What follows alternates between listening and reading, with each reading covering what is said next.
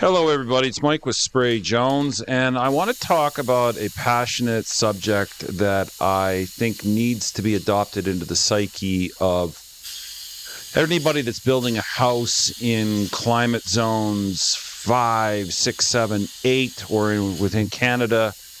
This is where you have got great temperature swings. So Western Canada and Ontario and the Maritimes, it really applies to just about everybody, and that is dealing with concrete and condensation control with old, outdated methods, which is the fibrous method. Now, fibrous methods are popular. They're cheap. You frame them. You go and bat them, whether it be with a rock wool bat or a fibrous bat.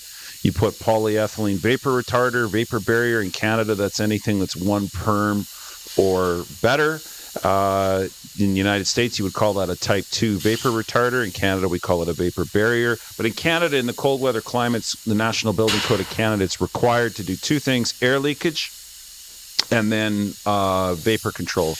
98% of the water problems in Canada against concrete are going to be air leakage. So why would anybody want to go and put a fibrous material that uses air to insulate with and then try to keep that air from touching the cold concrete? Well, the answer is quite simple. It is money.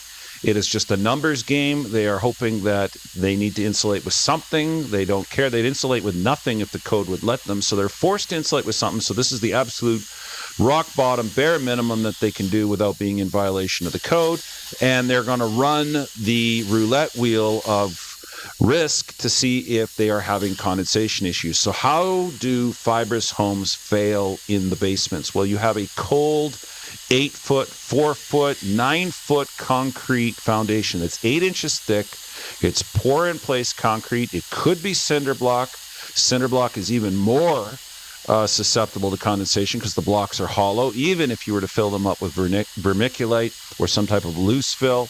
But whether you have a cinder block or a pour-in-place reinforced concrete foundation, the concrete is going to get cold. It has a high fly ash content capability in it now, and as a result, it flows a lot of water through it. There's a lot of diffusion going through the wall. You then frame the wall with a 24-on-center 2x4 stud spacing. You space that away from the wall 2 inches.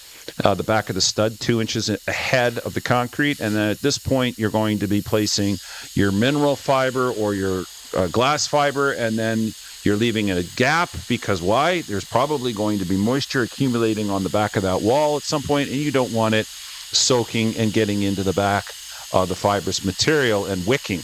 So it's okay to let the water bead and build behind the fibrous material, provided that the theory is that it can either be reabsorbed, evaporate, dry, wick somewhere back out. Well, this is a theory, and it doesn't work in actuality. As soon as you start getting into climate zones 6, 7, and 8, and you start getting fluctuating temperatures where you are going into the cold sub-zero temps for many, many days at a time, 7, 8, 10 days at a time, and then ping-ponging back up into warm temperature, you can develop a layer of frost, you can develop a layer of condensation on the concrete that cannot dissipate. There's too much moisture source rate with too much warm, moisture-laden air touching the inside, condensing, dripping down, and I've seen it come out at the baseboards in the developed basement. So why do the builders do this? Well, it's just simple money. They are hoping and betting against this going on, that you will either notice it. I say there's 2 types of people with these types of basements, though: those that realize they have a problem and those that are just at the point of discovering they have a problem. They are going to run the roulette wheel that you are not going to have a noticeable problem inside of the time frame that the new home warranty is going to be off. And therefore, any failure or issue that you account for in years 2, 3, 4, and 5, once you possess the home, it's not on them. They're not financially or legally obligated in order to make it right. So they're running the roulette wheel is to see if you can get through the first 2 years without noticing that you're having a moisture problem. The worst is when these moisture problems show up after the basement has been developed. Framed walls, electrical outlets, people are living down there year-round in the facilities downstairs, and now all of a sudden they've got moisture coming out at the carpet, at the hardwoods, at the laminate flooring level, at the baseboard trim. So what do? You cannot fix this problem with a better type 2 vapor retarder. You can sit there and tape and caulk and seal and try to keep this thing as airtight as possible till the cows come home. You are not going to fix it. I've seen builders and renovators be back to basements 2, 3, and 4 times, patchwork quilting, poly, only to have it riddled full of holes as soon as the sheetrock is back up again. It is coming down to the fact that you are going to have too much air getting past the drywall, getting through that fibrous material and coming in contact with a freezing cold piece of concrete, and there's where your condensation issues are going to be. Not to mention, if you just have a more humid basement and you have a cool wall, if you had 45 or even 55% relative humidity in the basement and you have a wall cool enough, you can actually start to get the condensation. You don't even need wild temperature swings and fluctuations. You can just start to condense once the physical conditions reach the right parameters. All right, so how do we fix this? We fix it with closed cell spray foam.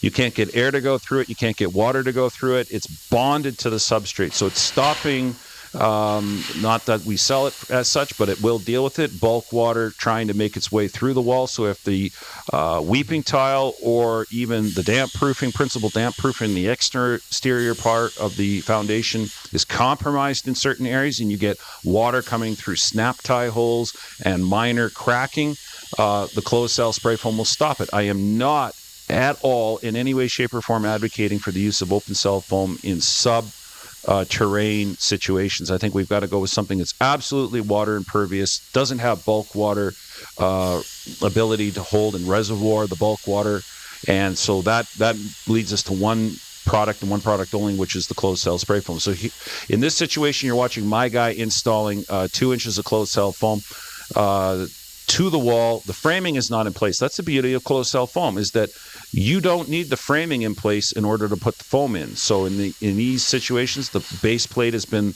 laid down on where they plan to stand the walls. They've done enough standoff away from the concrete so that we've got the full value of 2 inches of spray plus anywhere from 3/4 to 1 inch extra gap, so that there's just no chance of having a bulge where they've got to shave and move it.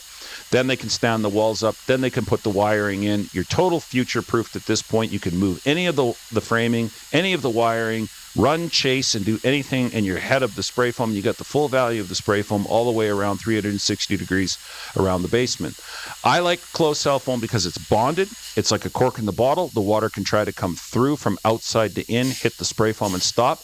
But any warm, moisture-laden air cannot migrate through the spray foam. You can't get air through it. You can't get water through it. You can't reach a surface cold enough to condense. Therefore, there's no condensation on the face of the spray foam or within the assembly itself. Now we actually have true, dry, warm concrete. We do not have a basement that's going to get cool enough, damp enough in order to form condensation. Folks, I've solved these problems year in and year out where they have had devastated moisture, ice in the walls.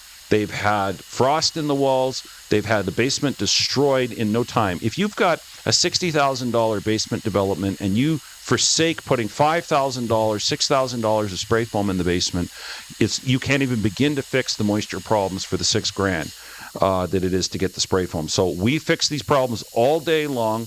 The builders that are smart and actually not trying to play the roulette wheel on the customers go with foam from day one when they build the house and not try to cheap out. So if you're building a new structure today in the United States or in Canada, closed cell spray foam insulation against all of your concrete surfaces is an absolute must. Don't wait until you've got a problem. I've even seen the rigid board stock guys have to pull out rigid styrofoam because, again, too many seams. It's not bonded to the substrate.